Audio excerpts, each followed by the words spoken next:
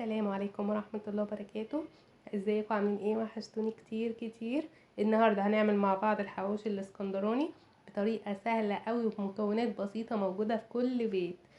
تابعوني من اول خطوة لاخر خطوة. لو اول مرة تشوفوني انا مطبخ الشيف هدير، ياريت تشجعوني بالاشتراك واللايك في القناة. بسم الله، يلا بينا. اول خطوة هنجيب كوباية مية دافية، نحط فيها ربع معلقة ملح، ربع معلقة سكر، ونقلب كويس. وبعد كده نحط الخميرة الفورية ونغطيها ونسيبها شوية. يلا بينا نحضر الدقيق. معانا كيلو دقيق متعدد الاستخدامات، كيلو دقيق سواء بقى سايب او كيس، المهم ان هو يبقى متعدد الاستخدامات. تمام. وبعد كده هنحط فيه رشتين زعتر. العجينة يا جماعة مع الزعتر بتدي ريحة وطعم حكاية حكاية حكاية. حطيت هنا معلقتين ملح، وهنقلب المكونات الجافة مع بعض.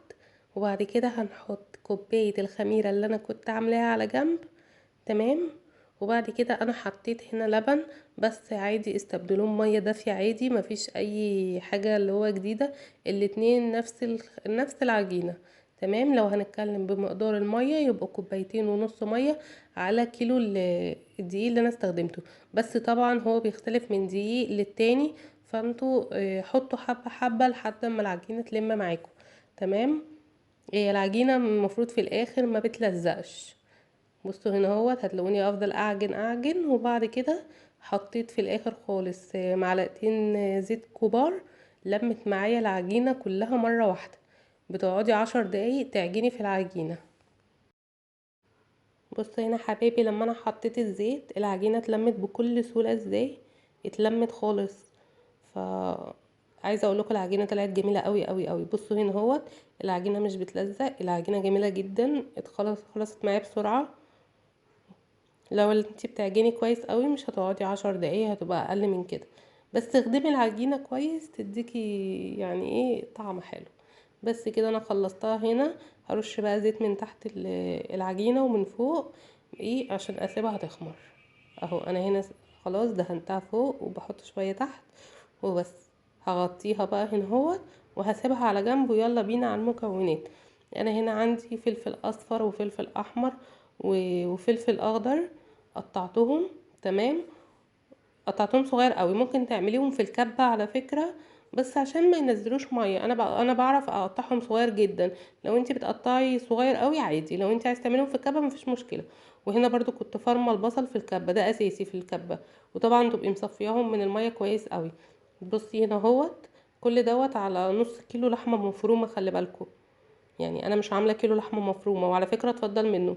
بصي هنا ادي اللحمه المفرومه، وهنزل عليه المكونات كلها. سهل جدا.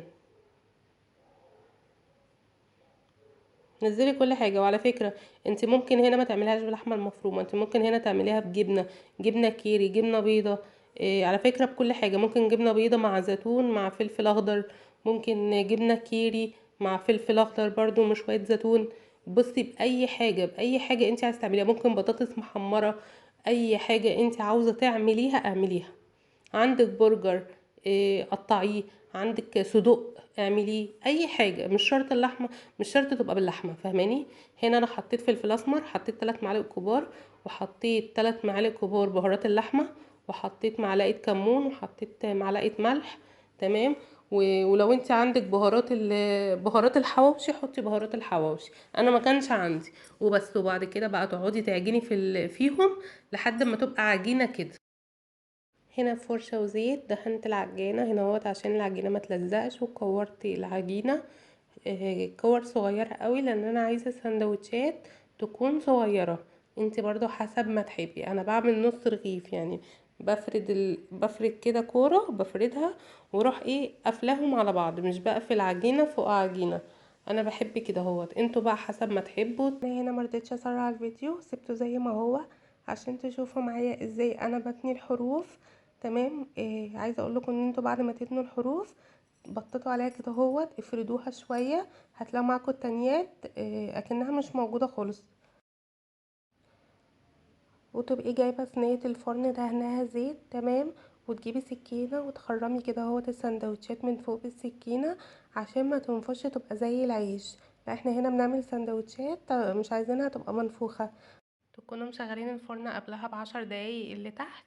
تمام، اول ما يتحمر من تحت تروحوا مشغلين الشواية، وقبل ما تشغلوا الشواية بفرشة وتروحوا دهنين كده هو الحواوشي من فوق بالزيت. تمام، دهنينه كده بفرشة، وبعد كده تشغلوا الشواية عليه وتتابعوه لانه هو على طول بيدي لون على طول. من هنا وصلنا لحد اخر الفيديو. لو عجبكم ما تنسونيش بالاشتراك والمتابعة، واشوفكم على خير في فيديو جديد. يلا باي.